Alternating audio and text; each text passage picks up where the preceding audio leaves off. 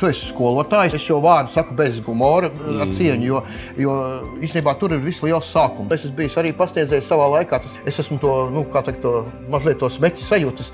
Saki, lūdzu, kā tev kā skolotājam, kā tev liekas, skolotājs ir, tā ir misija, jeb tas ir profesija, vai pulksteni 17:30 tas skolotājs beidzas, jeb nē.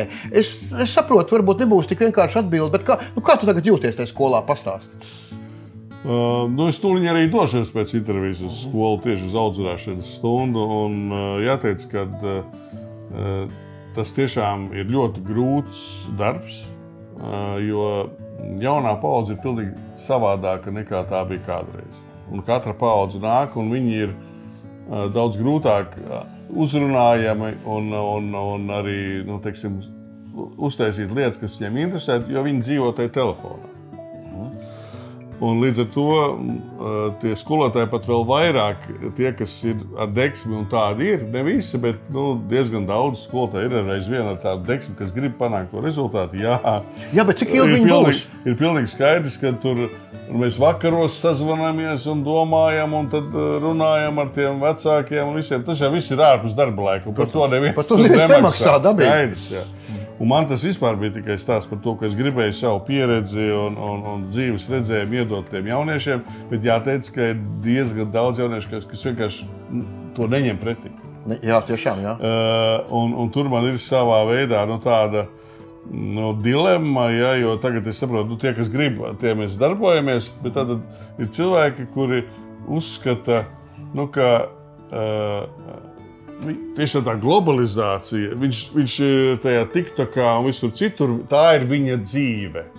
Un šite viņš uz laiku ir kaut kādā tādā, starp posmā, kam ir jāiziet cauri, un tad es braukšu uz Ameriku vai uz kurienu un tā tālāk. Kaut kāda Latvija, svarīgas lietas, tradīcijas, vēsture, tas viņam nav vispār svarīgi. Un es nesaprotu, kā to var izmainīt. Es godīgi pasaku, ka es pirms tam biju tādā ideālistiskā sajūtā. Es taču, es gan mācēšu, es gan varēšu, ja? Un to ar viņu runā. Un tu saproti, viņš pieklājības pēc, jo viņi tomēr mani ciena. Viņš uzklausa, bet tu netiec viņam klāt. Ja? Un uz to patriotisko pasākumu, ko jūs esat izdomājuši forši, viņš vienkārši neatnāk. Viņš neaiziet arī uz to koncertu, kas ir bezmaksas, ja, un kas ir fantastiska muzika. Ja. Es saku, ko tu darīji? Mēs te ar draugiem datorā spēlītas paspēlējam. Ja. Un tu viņiem netiec klāt šitiem te. Bet es tagad arī runājot ar ārzemju kolēģiem, kas ir skolotājiem, vairāk vai mazāk šī problēma arī ir globāla. Ja? Es nešaubos, jo mēs jau pēc Eiropas štampiem nejām. Nē, bet mēs pat nejām. Tas vienkārši tādēļ, ka mēs dzīvojam globālā pasaulē un tā fragmentēšanās. Ja? Un tas jauniem cilvēkiem, viņi dzīvo pa 2-3 grupiņām. Viņiem arī pat klases vakars viņiem neinteresē. Ja? Viņi dzīvo pa 2-3, viņi līdzīgi domājuši, viņi var labākā gadījumā sasveicinās. Sliktākajā viens ir ieskatījies telefonā, iet otram garām, pamāc ar galvu. Ja? Un es uzreiz teikšu tā, ka ir fantastiski gaiši, forši, gudri jaunieši, ar kuriem viss būs kārtībā.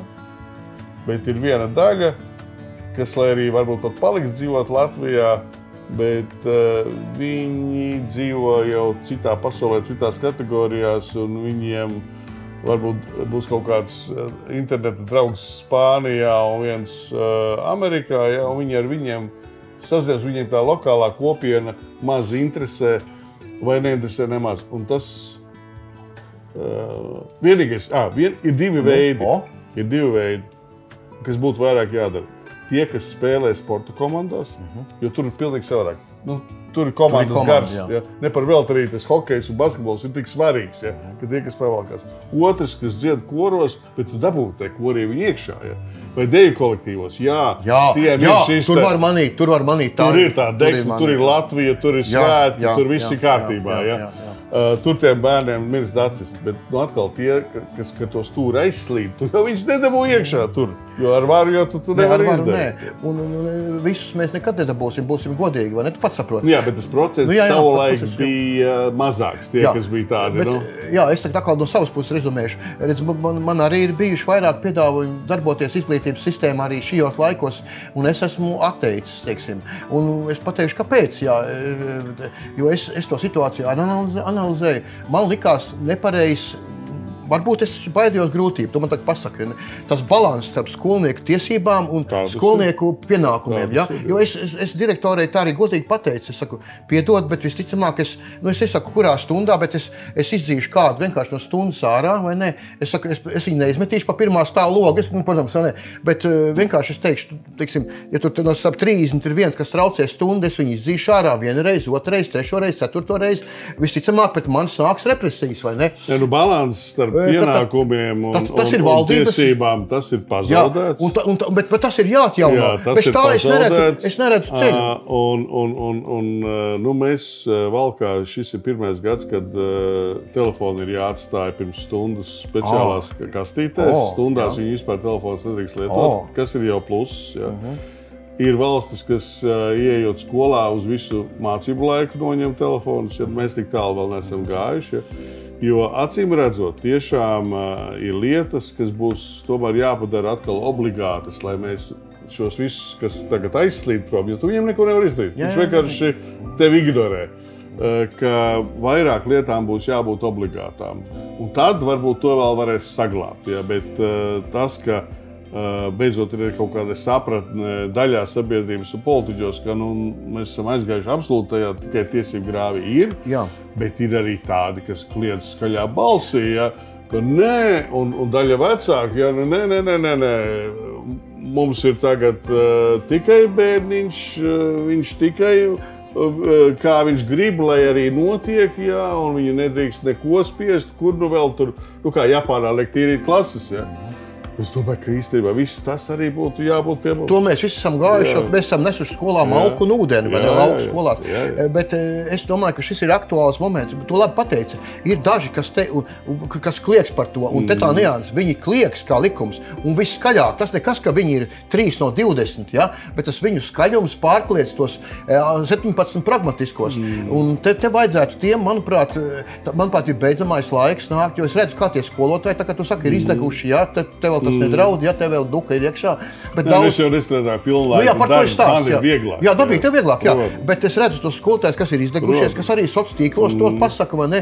Un ja mēs šo nedarīsim jau tagad, bet par ko es brīnos mazliet, es neesmu skolas sistēmā, to varbūt citreiz par to runāsim, tagad ieskicēsim, Kāpēc tie skolotāji, kas to saprot, kas ir kā žēlojas, bet kāpēc viņi, kad ir tās izglītības sistēmas sēdes, ka viņi par to nesaka? Nē, tāpēc es vienkārši nedzirdu to.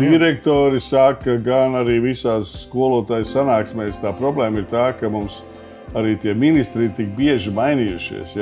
Arī ministrijā ir tik daudz nomainījies viss tas speciālistu aparāts. Viņi visu laiku paši aizrāvušies ar visādām reformām, ka viņi pazaudējuši to galveno. Un arī tagad jau visu laiku skolu tīklus un tā tālāk. Kaut gan šie jautājumi ir 5 reizes svarīgāki, par ko mēs tikko runājām. Un tas paliek visu laiku tādā otrā plānā. Kā mēs vienreiz ar skolotājiem runājam, uz 5 gadiem nostabilizējam, pasakam, būs šitā.